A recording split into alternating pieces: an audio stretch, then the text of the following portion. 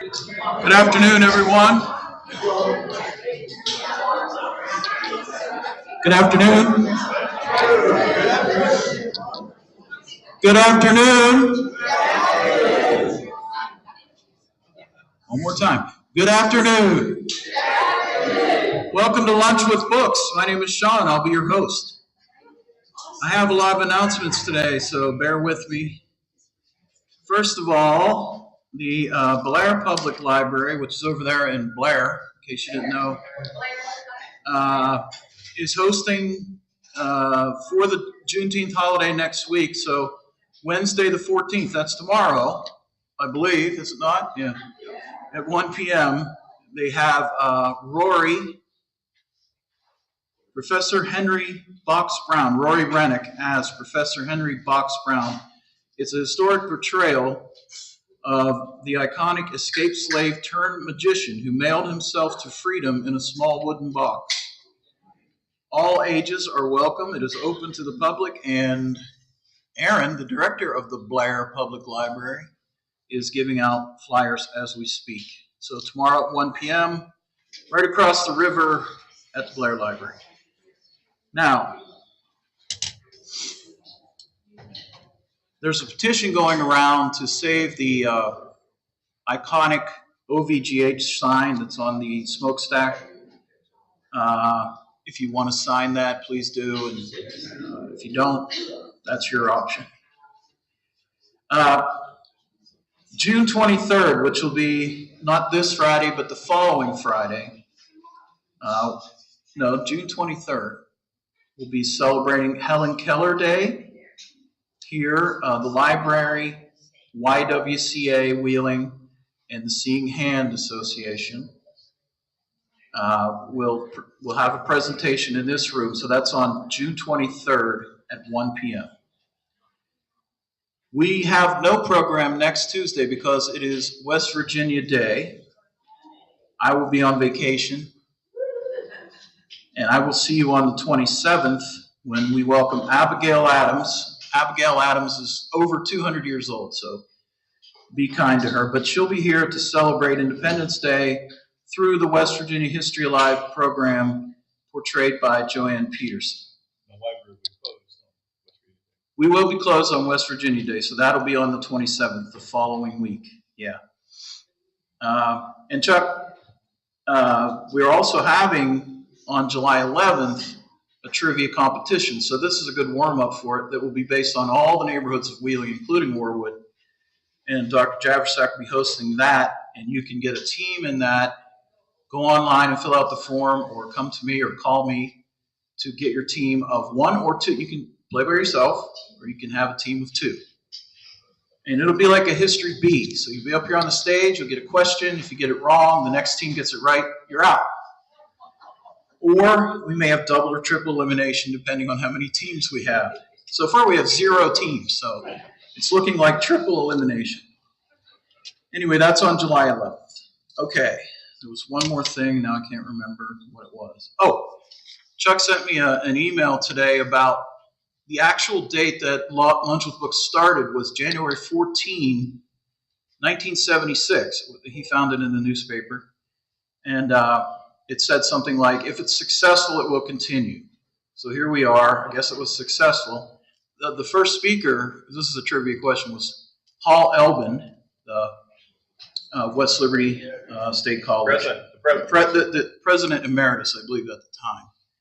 And he had written a book called, he has a book. We have it here in the library. I can't remember the title of it. But so that was the very first Lunch with Books ever, 1976. So, how many are from Warwood here today? Yay, Warwood. All right. Dr. Charles Julian is a Wheeling native who grew up in both South Wheeling and Warwood High, class of 71. He earned degrees from Glenville State College, University of Sheffield in England, on a Rotary International Fellowship, George Peabody College for Teachers at Vanderbilt University, and the Florida State University. Within the field of library and information science, he's taught undergraduate classes, worked in library administration, headed library departments, written grants and proposals, and directed intellectual property efforts, primarily in higher education. After 62 plus years as a library information professional, Julian retired in 2019 and returned to Wheeling from West Virginia University, the Kaiser campus. Chuck is one of the best researchers I know, and he's here to quiz you today about the great town of Warwood. Here he is, Chuck Julian.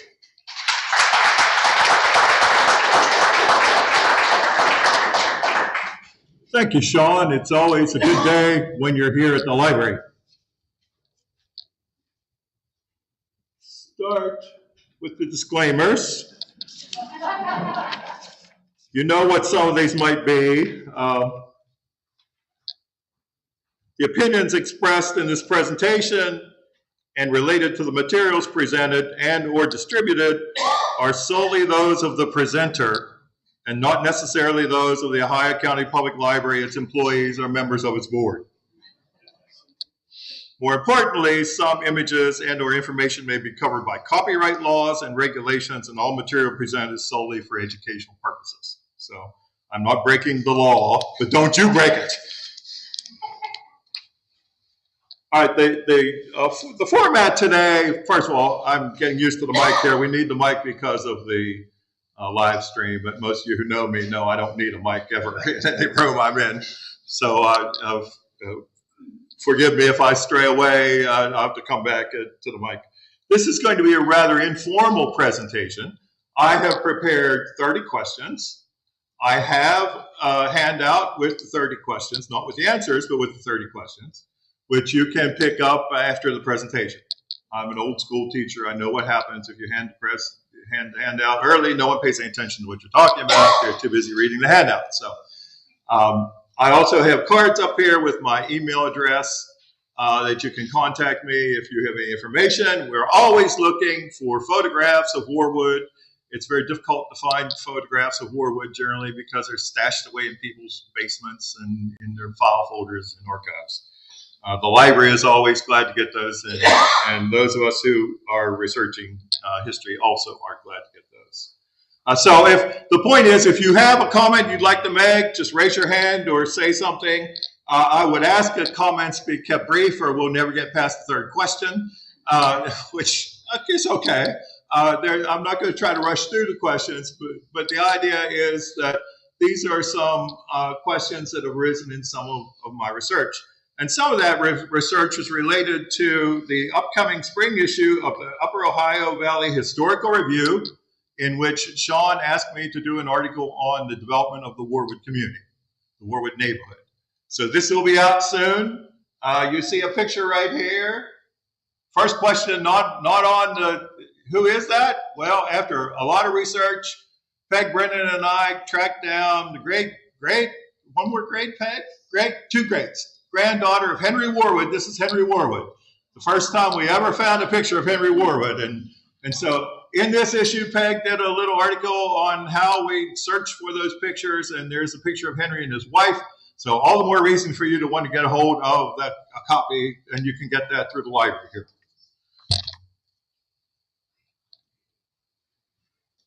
Some of you may know that the first and only history of Warwood that was written is called Warwood: A History, 1669 to 1975. It is out of print.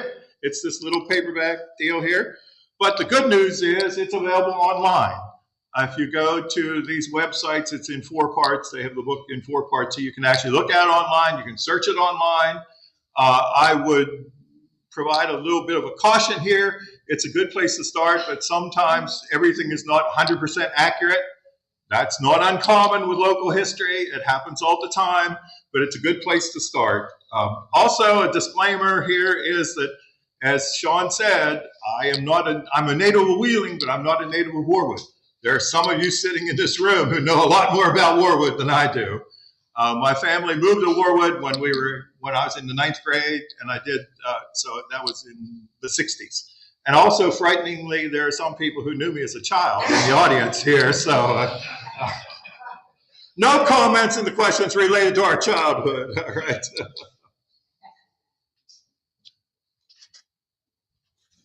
So let's get started. I have a book full of answers that back up the questions. Warwood gets its name from local contest, Henry Warwood, Warwood tool, no one knows. Henry Warwood is not correct. It's Warwood tool. Now, sitting in the audience is Margaret Brennan, and she's going to twitch on me and get nasty in a moment here. She's going to say that's not right. Here's the deal. Henry Warwood, of course, founded Warwood tool. But Henry Warwood, in 1892, relocated to Brooklyn, New York. Warwood as a community did not exist in 1892. So Henry Warwood never stepped foot in Warwood. What happened is the developer of Warwood got together with the folks who bought Warwood tool and moved it to Wheeling, and either struck a deal, got them interested in relocating to Warwood. They were down in center Wheeling, and sorry, that's not me. That's they were in center Wheeling, and in 1905 opened in Warwood. And then the community of Warwood grew up around Warwood tool. So the technical answer is it's Warwood tool, although you will see things that say it was named after Henry Warwood. Now, Margaret correctly will say, but Warwood tool is Henry Warwood. The reputation of Warwood tool was built by Henry Warwood. So, of course, I cannot say that's incorrect, but technically, Henry Warwood never set foot in Warwood because Warwood didn't exist. Okay? So, and actually, the historical marker in Warwood says it was named after Henry Warwood. So that, to talk to Wheeling Heritage about that. Warwood actually wasn't known as Warwood, the area, until 1904 when the plat was filed at the county clerk's office. So the town of Warwood was formed by the merger of what three localities? There were three localities that were there, and they were Glenova, Warwood, sometimes called Center Warwood, and Loveland. Now, Center Warwood sometimes was called Richland, but technically Richland was the district.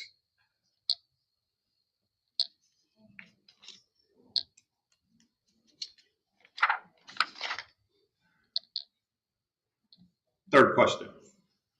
Before its development into a town, of what was the Warwood area primarily composed?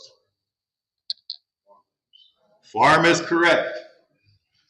In the southern part of Warwood, there are farms owned by Ebert, Dorsch, Garden, Glash, Kircher, Stenger, Myers, and Riley. They were truck farms mostly. And it would have been very difficult even to get to Warwood because the roads hadn't been developed significantly.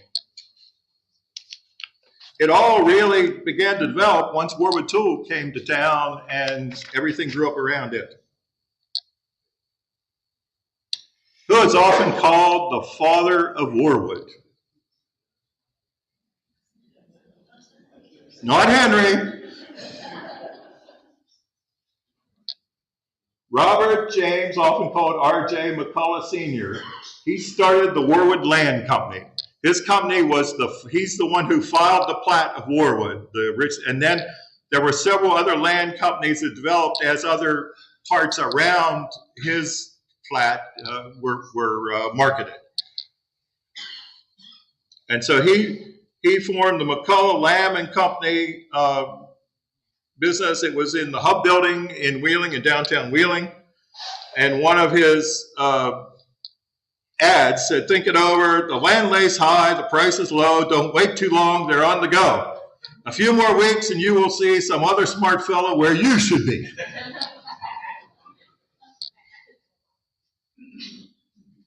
Which of the following was not a selling point for moving to Warwood? Clean air, out of the flood zone, reasonable streetcar rates, or it has more civic clubs?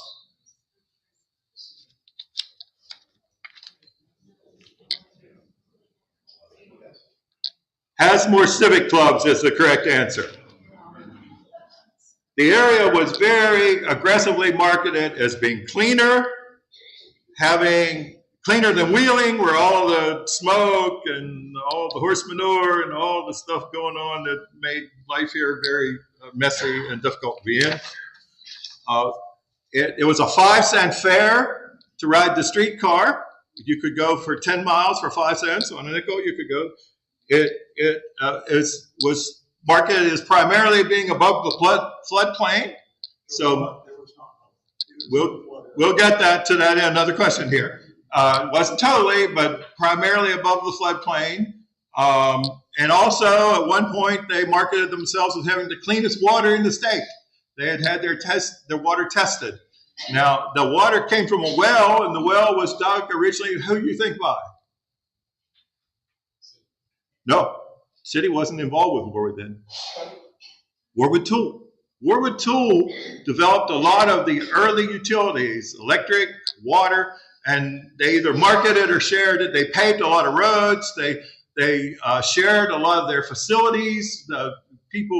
You would see stories about people having picnics on the Warwood Tool grounds, or they developed a part of the river into a little bit of a beach before the amusement park got done up above. So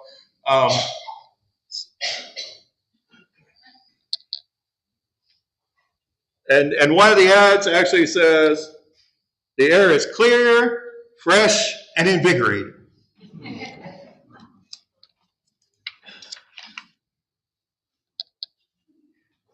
True or false?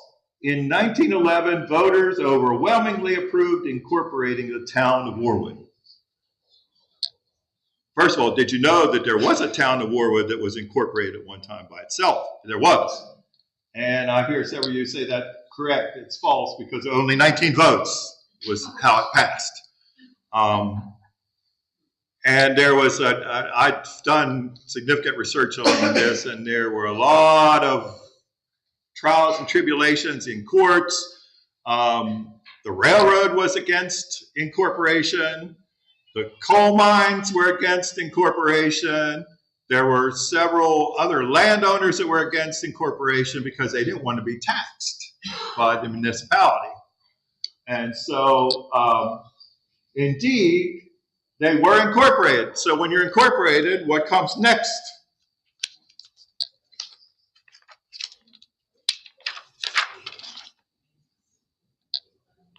Well, I'm getting ahead of myself. Sorry. So when it was incorporated, the population consisted of approximately how many people? 1,100, 3,000, 900, or 2,000? The correct answer is almost 2,000, 1,796. At that time, Wheeling's population was 41,641. And Loveland tried to incorporate on their own, and they wanted to be called Woodsboro. And Mr. McCullough almost had a stroke. The new town is to be known as Woodsboro in honor of a family named Wood, who are reputed to have been the first civilized persons to have owned land in which the place is located. And so ultimately, what prevailed is that all three entities finally got together and incorporated as using the name of Warwood. And so, how were Warwood residents known? Were they generally known as Warwoodites, Warwooders, Warwoodians, or Warburgers?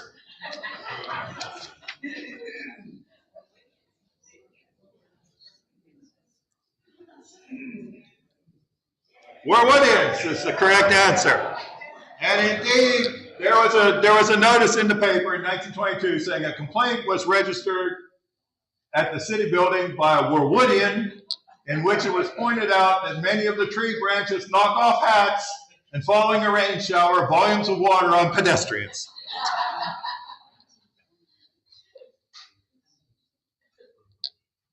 So, with incorporation, you have mayors, you have elections, and you have mayors. So Warwood had mayors. So how many mayors did Warwood have, and who was the first?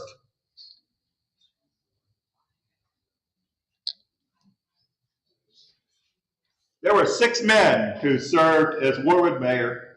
It's very hard to see these. The first, let's see if I can get this to work. First is up here, Dr. Abercrombie. He was a physician in North Warwood around 19th and Warwood Avenue. The last was Mr. Dowler, who was a real estate person. You can see several of these people. If you see the names that are in the same color, those were multiple terms that they served. So you had Abercrombie, Dowler, Fair, Helfenbein, Montgomery, Kindleberger. Is that all of them? Yes, and Dowler again. So, and there's Kindleberger right there. What years this encompass? Let me turn to my trusty page here and see if I've got. Well, let's see. It would be. I'll have to move. Sorry, I can't see it. From 1911 until 1920. In 1920, the Better Wheeling movement was approved by voters, and the city was annexed into the city of Wheeling. The interesting thing is, when you look, I don't have this on the presentation, but I brought it because I thought the question might come up. When you look at the city's population, it really peaked in 1930. A lot of people think it was later than that, but it really peaked in 1930, and there were 61,000. But when you look in 1910, it was 41,000. So to get from 41,000 to 61,000, that happened when all these areas were annexed in the Greater Wheeling and the Better Wheeling movement. So, and in that election, the residents of Warwood did not vote in favor. They were not in favor of annexation, but the rest of the people who voted were. So the majority ruled, and they were pulled into the city. And Mr. Dowler became the first council representative for Warwood. He later became the city manager for the city. Was there ever a bowling alley in Warwood? I'm hearing everyone say yes. Where was it? There was one, other than that, there was one possibly earlier than that. It was at 5th and Warwood Avenue and 5th at Lashes Hall. And that building is still there. It's a long building, goes all the way back to the alley. And I think that the one here was possibly earlier than the one at 17th Street. But it would be interesting to know the dates on the one at 17th Street.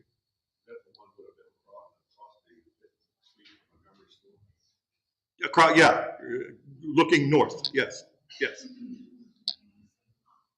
And right now they're doing work on that building and tearing the front porches off and putting vinyl on the front of the building. So at first I thought maybe that there was going to be a problem there, go tear it down. And I have documentation here from the October 6, 1909. So this would have been early in the history of Warwood. Woodmen hold social. The woodmen of the world will hold a social and bowling party at Lashes Hall, Loveland on Tuesday evening, October 19th.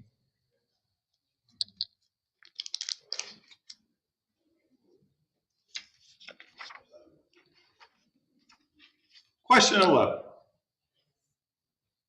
An early Warwood motto was, a wholesome place to live, better than living in Wheeling, home of Coney Island, or watch us grow.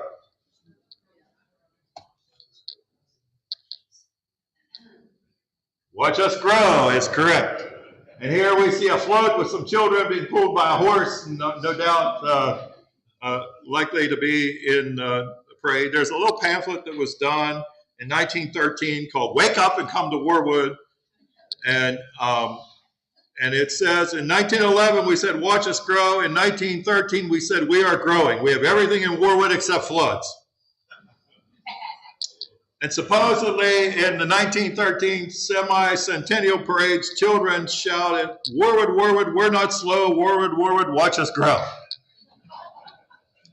And another saying was, stand them on their heads, stand them on their feet. Warwood, Warwood can't be beat.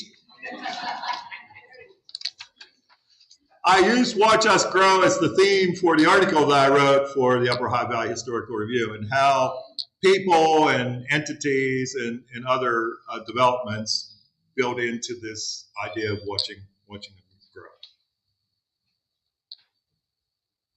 In its formative years, Warwoodians most likely would have traveled to Wheeling by what means? I'm hearing the right answer. By the streetcar. And this is a great old photo. This is a photo that was posted by Jim Thornton online. And we think by discussion of people online that this street right here is North 9th Street. This is Warwood Avenue. Because we can pinpoint that house right there. We're pretty sure that's where the stamping plant ended up being, back along the river there. It just looks right, and several people said it just felt right that it would have been taken out of an upstairs window up here across. You can see that there wasn't much of a road there. And all these streets are big now, but the streetcar went back and forth. And yes, I can look out my front door and walk across the street and match that house identically. And my house would be right there over in that area there. And here you see a streetcar conductor. Peg, remind me, do you remember who the conductor was in this photograph? So I think this is one of the ones you gave me. Does it ring a bell with you, Peg? No. So I mean, here's an image that we could argue about potentially, as long as I think this is my street. So, but it was very early, very early. And the fairs, it was the Panhandle. It was ultimately the Panhandle Traction Company. They ran from 6 in the morning until 8 o'clock at night. They went all the way up to Wellsburg. The streetcar left Wheeling at 6, 6:40, 7:20, 8 o'clock, 8:40, 9:20, 10 o'clock, so on. So about every, 20 minutes or so? Now, one of the things I've not been able to find, which I think would be fascinating, would be a map of all the stops. You will see references to stop 20-something or stop, and there had to be multiple stops. I don't think maybe as many as there are bus stops in Warwood now. But wouldn't it be fascinating to see where those stops were and where they actually existed along that road there? And of course, I think some of you may have noticed that Warwood Avenue didn't develop into Warwood Avenue until later, possibly through the WPA and other. The road, actually, when you came into Warwood before you got to Center Foundry, went up to the hill, went up on the hill past the Costanza mine offices, and then came back down. And it wasn't later until there was excavation that opened the road up all the way through the north there.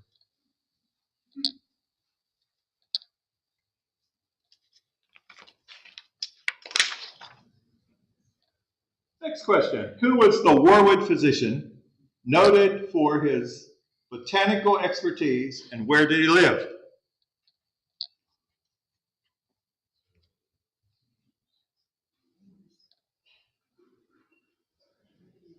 It was Dr. William Webb. He and his wife lived at 1705 Warwood Avenue. That would be where about the parking lot is, where the old Warwood Bank was, next to it, right north of. He was internationally known for his flowers. He grew and cultivated gladiolas. He and his wife purchased a farm where they did a lot of cultivating of these flowers. His patients would often go into his backyard and be comforted by all the glorious flowers and flora and fauna around them. His biography noted that he was well respected by his family, patients, and medical colleagues, as well as the community at large, as more than 1,700 people attended his funeral to pay their last respects. His son is still alive, and his son contacted me when he saw that I was doing this program. And he sent a little bit of information. He said about his parents, they weren't out to make a lot of money. My father was the old country doctor, and his father before him was a doctor as well. They said he didn't charge patients who couldn't afford to pay. He even told my mother on his deathbed to burn the bills. So,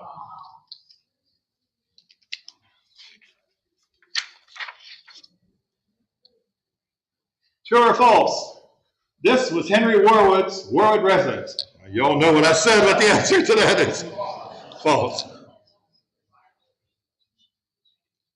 It's the Dowler Schreier House. It was built in 1906. This is the Charles H. Dowler, who was a mayor, very wealthy in real estate. It now is occupied by the Mock family, Jeff and Sandy Mock. It says the maple tree and 4 sycamores were planted on the property in 1907. It has a 4-story turret, 18 rooms, interior oak detailing, a 500 square foot wraparound veranda with 2 porches, 46 windows, and 1.5-story carriage house.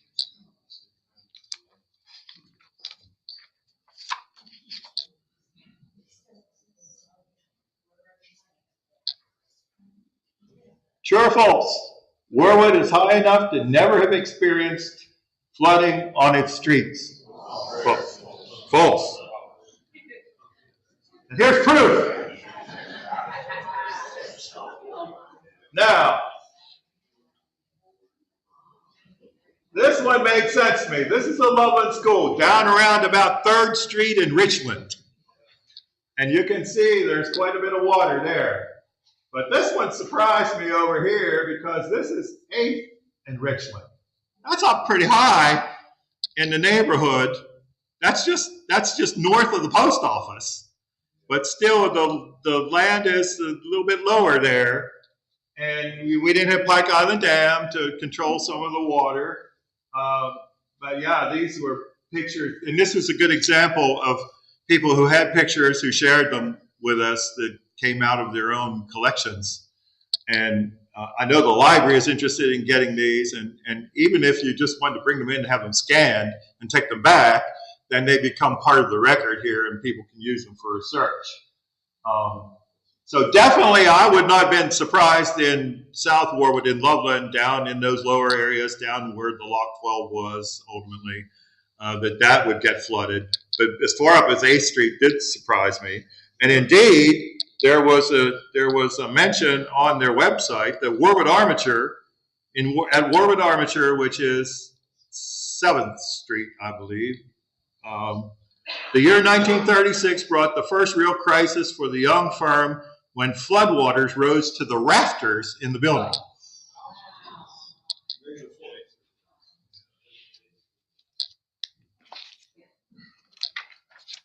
So mostly out of the flood zone, but there was flooding.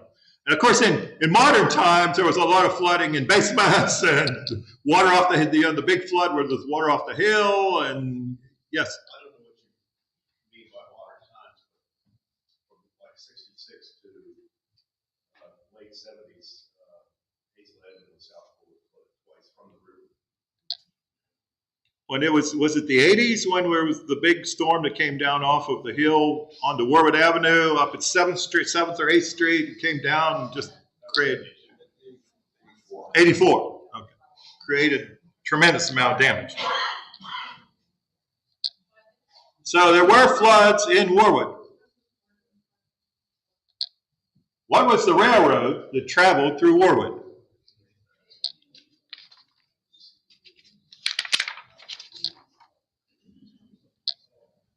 It was the Pennsylvania Railroad Company. Here's the picture of the depot that was constructed in 1914, just slightly south of Warwood Tool. You can still, if you go to Google Maps, you can still see the outline of where the building was. I know that the building was still there in 1971 because our class pictures in our yearbook were taken around the depot. Does anyone know when it was torn down? It would have been after 71, and it's gone. I I presume that there was a mention of a black sign with gold letters that had Warwood on it. Wouldn't have been wonderful to have kept that sign and had it somewhere, but it probably ended up in a heap somewhere. So that's the old Pennsylvania, and ultimately they were losing so much money that in 1955 they discontinued the passenger track. Of course, the tracks were used for quite a while by commercial railroad, and then ultimately purchased by the city for the walking trail, the Heritage Trail. The depot opened in it was either 1912 or 1913, but in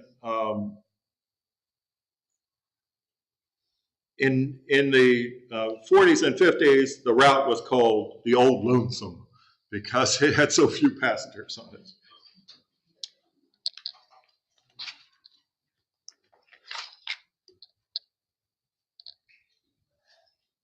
Who was the architect that designed both the Warwood Grade School and the Warwood High School Gymnasium?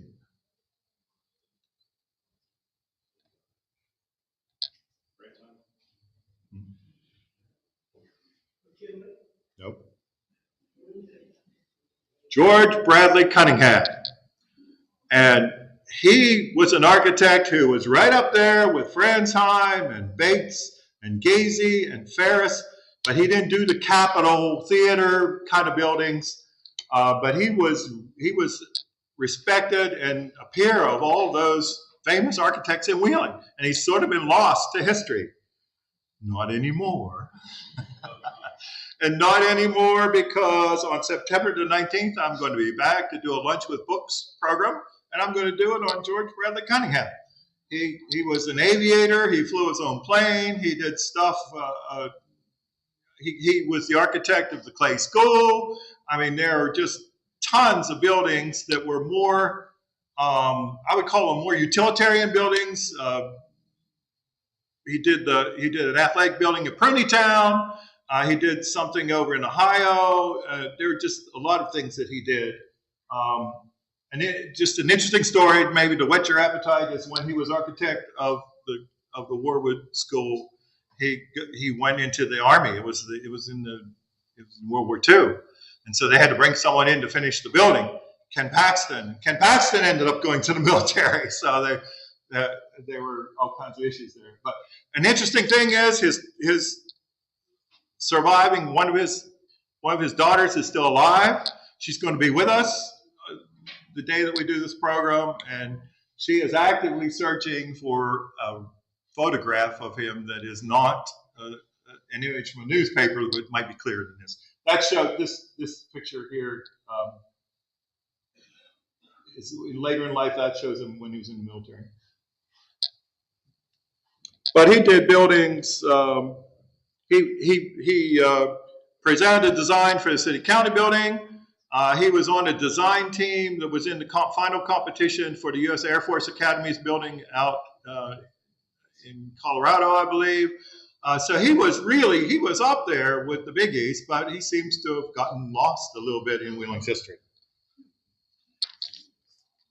So Gene is the great cheerleader for Mr. Kitchen. I'm going to be the cheerleader for Mr. Cunningham.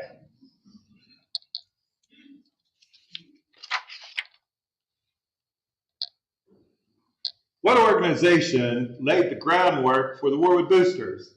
And what was this forerunner's most significant project?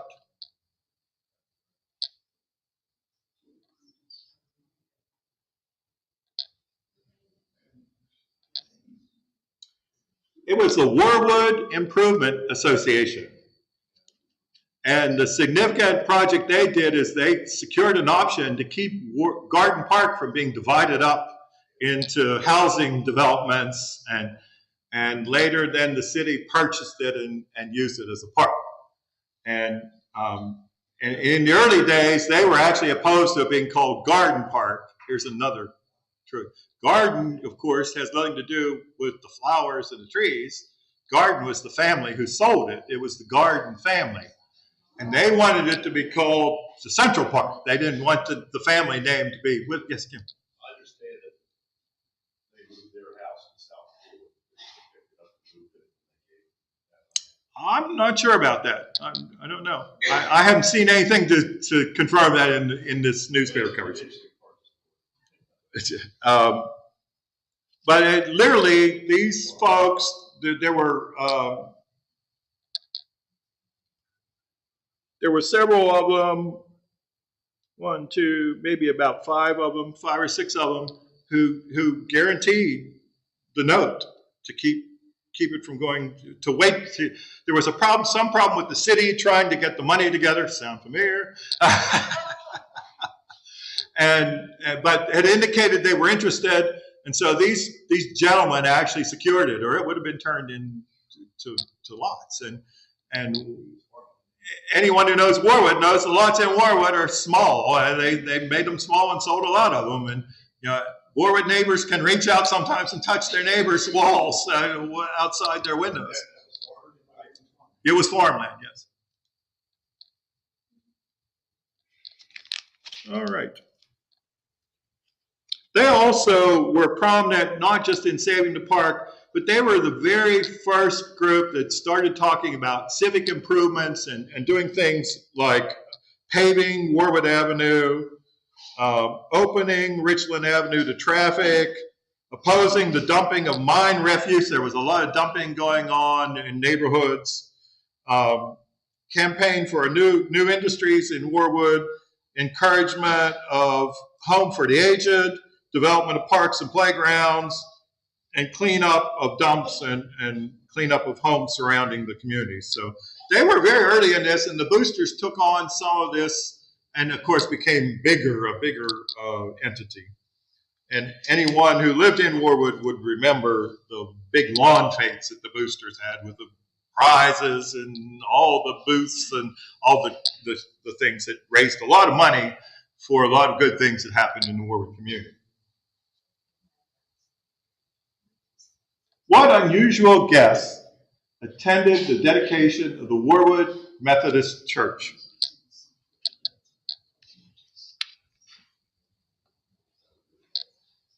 Think it was the mayor? Think it was the governor? It was the KKK. This is not a picture of those who were in the church. It's just a representation. This is local history, and this is not to cast aspersion upon the church, the Methodist Church. But I was kind of stunned. I started helping them with compiling some of their historical information, and lo and behold, there were these transcriptions of the night of the dedication service that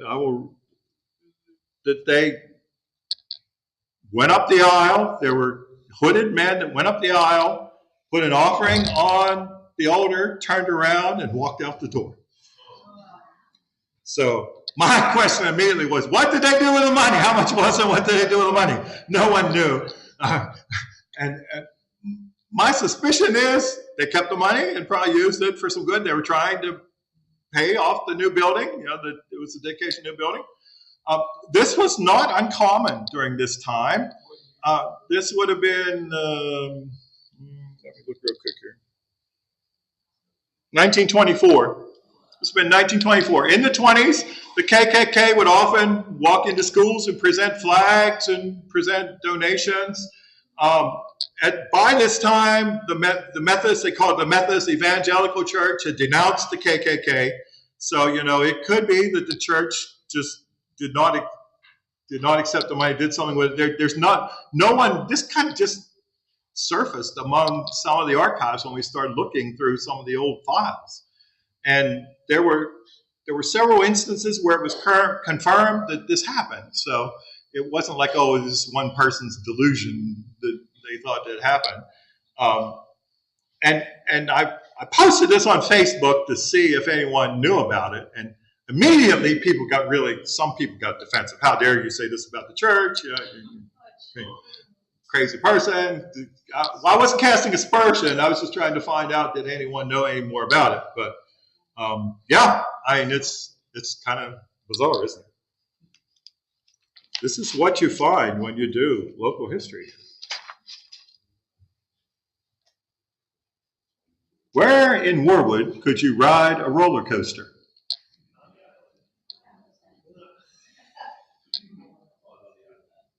It was on Coney Island, on one of the sister islands. It was the Coney Island Park, which opened in 1905 on one of the sister islands in Warwood in the Ohio River. And you can see from the map here, I think it's that right there is the roller coaster. And there are pictures that we have from that people have given us of boardwalks, and it was really developed. And then, unfortunately, it did not last very long, only a couple years, as you can see, from 1905 to 1907, and it was abandoned after 1913. But indeed, those islands are privately owned now. Yes, they're not. I knew as soon as I said it, someone's going to ask that, and I do not know. Peg, do you know who owns the islands in the river? Okay, yeah, I know. We may get through all of our questions here. What business currently located in Warwood has been in existence the longest?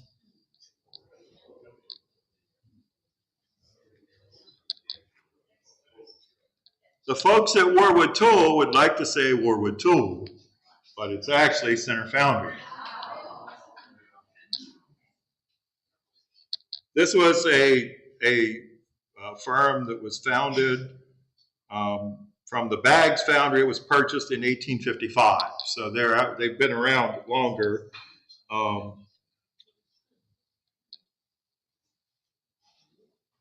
Since 1840, actually, they've been around. So a little bit longer. And it's called Center Foundry because at one time it was in the Center Magisterial District down in Center Wheeling. And so that's how it, and they just kept the name when they moved to Warwood.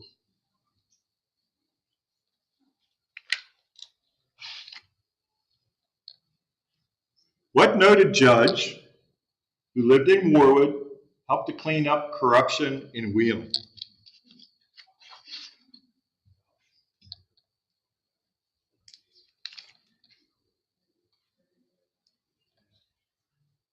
John Stonewall Jackson Stony Ritz.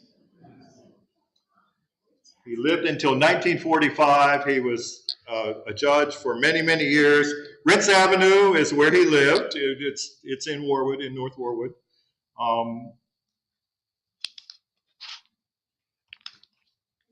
And he went up against Bill Lias. He really helped. He was a. At the age of 9, he went to work in the nail department of the Old Top Mill. He was the chief of police in Wheeling. And it said on the bench, Judge Ritz's career was marked by the exercise of a keen judgment based upon his observance of life.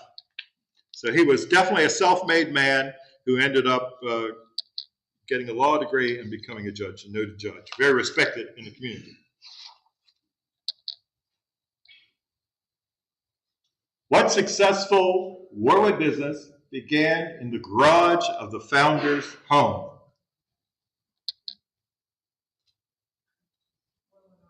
That's correct, Warwood Armature. It began in the garage at 431 Hazelwood Avenue. If you live in the 400 block of Warwood, it began in the garage and it expanded. You can see this was where they originally built the building, and then they put an addition on there. Now they're over across the street in part of the old, what would have been below the stamping works. They're using part of that building too. And they were established in 1927 by Raymond Thalman and Lawrence Schmidt.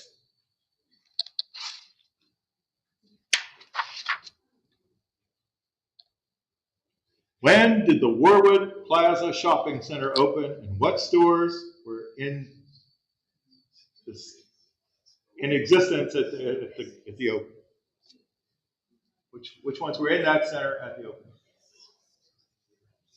October 13th, 1953. It was originally part of the Dorsch estate, and those of you who remember Warwood history, the Dorsch house was over across the street, the big white house up on the hill there. And it was actually developed by the National Plazas Company of Rochester, New York, $500,000, and they built just that first section from Kroger, as we know it now, from Kroger down to the end towards Gordon Park. Then later they came in and put the other part of the L in a different firm. And the stores that were there at the opening were Kroger, Woolworths, LaPresti's Fruit Market, Toledo Scale Company, Allen Shively's Cleaners, and Grease Drug Store, which had a restaurant that they called the Sunset Room. And this really was considered an innovative thing at the time. This was one of the very first strip malls that was established in the area. And supposedly people came as far away as Pittsburgh to actually see it. And people did not shop at places where they parked the car and walked in and walked around. And they were used to the old department store concept. And Harry Ham, who was the editor of the News Register in 1953, wrote, "This is proof that Wheeling is growing up." He said, if you haven't already done so, take a drive up to Warwood and see that beautiful new shopping center, which is just about completed. Recall then how some people fought against this progressive community project when it was first proposed. So, I mean, it was really considered an innovative thing at its time. I can remember as a kid loving some of these stores. The Woolworth store was incredible. I'd walk around it all the time. I learned how to shop from my grandmother, so they always thought I was shoplifting because I was always walking around looking at everything. I'd look around, there'd be a clerk following me to see if I was going to pick something up. And actually, the first store to open in that group was Kroger's. All right. Internationally acclaimed opera singer Eleanor Stever grew up in Warwood, but from what school did she graduate before her musical training? Was it Mount Tashano, Warwood High School, or Wheeling High School? It was Warwood High School. She was a graduate of the class of 1932. This is the newly erected marker in her honor, which is on Warwood Avenue, just right across the street from where her family would have lived. If you know where the Dollar Tree is now, on that side of the street, the house that is immediately south to it, it's a white frame house. It was a Stever home, so it's still there. And she was proud of graduating from Warwood High School. I met Eleanor Stever once. She was in concert at Glenville State College. And she had retired by then, but she still had a magnificent voice. She came and sang. She had a little bit of a cold, but sang beautifully anyway. She was there for a program, and afterwards there was a reception, and people wanted her autograph, and she turned to me and said, "Turn around," and started signing autographs on my back. So my claim to fame with Eleanor Stever is she used my back to sign autographs.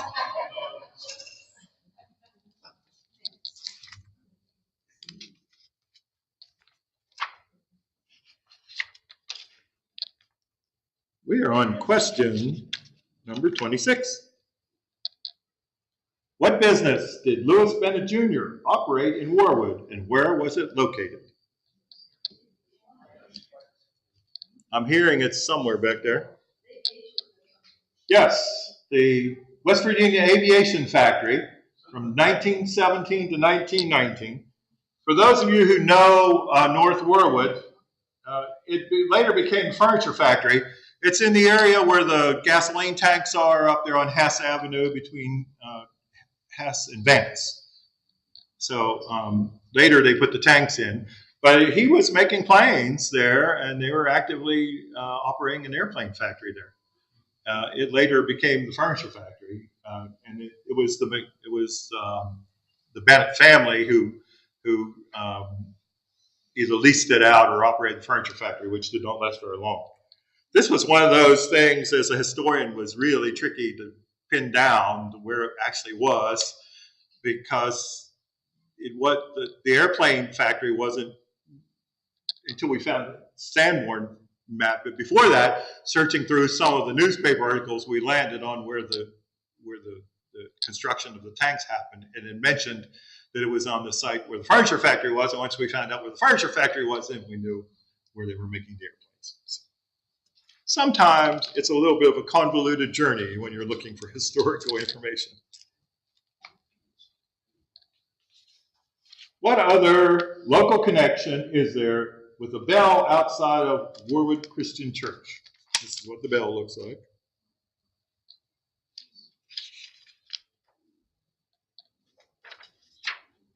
Anyone know?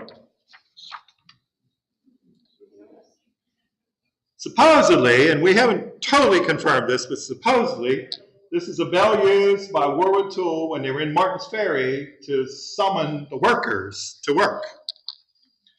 And that was information that was in the church's history.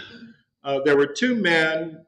They were called George Sutton and James Gooch. They worked for Warwood Tool, and they are the ones who donated the bell to the church.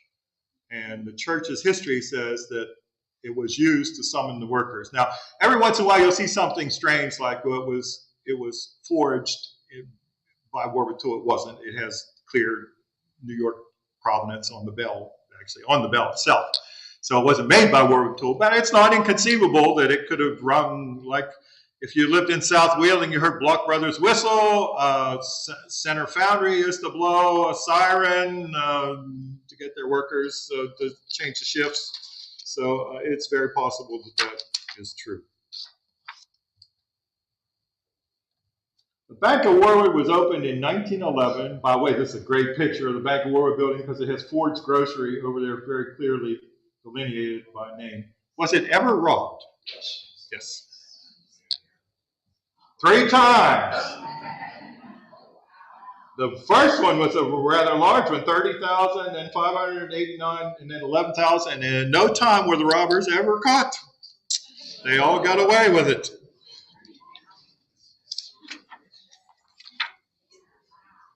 What renowned Warwood citizen was known as the Chief? Everyone knows this one, right? It was J. Loren Mercer. He was the band director at Warwood High School and then later the music supervisor at Ohio County Schools. And we are now at question 30. I'm impressed. We're going to get all of them.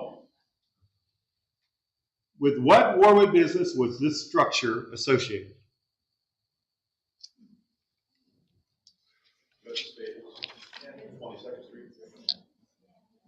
Warwood Transfer Company, and they once served as stables for that company. They started out here at this location, and you can see that very much looks like it would have been a stable down in there. And of course, then they moved up to Warwood Avenue. So that's it. That's the quiz. So thank you for your attention.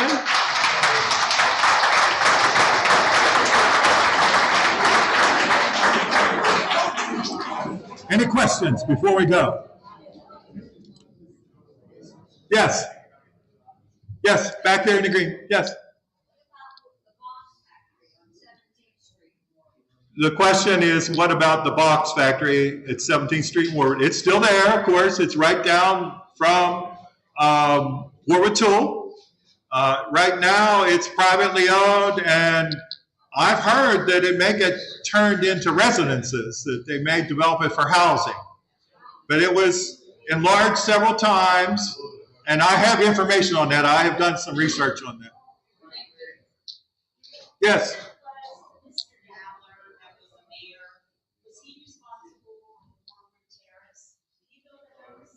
Mr. Dowler was a real estate man. He was not a construction company. And he was city manager of Wheeling. He wasn't mayor. He was mayor of Warwood, but not of Wheeling. I remember seeing him on, we live on Warwood Terrace. I remember she once said she called Warwood Well, he may have had something to do with it as a city manager. I'm not sure, but it was McCullough whose real estate company sold the lots in Warwood Terrace. Yes.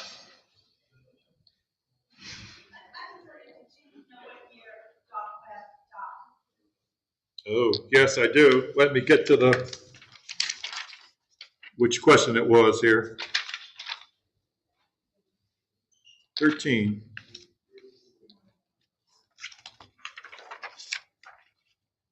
$1952. Any other questions? Thank you very much.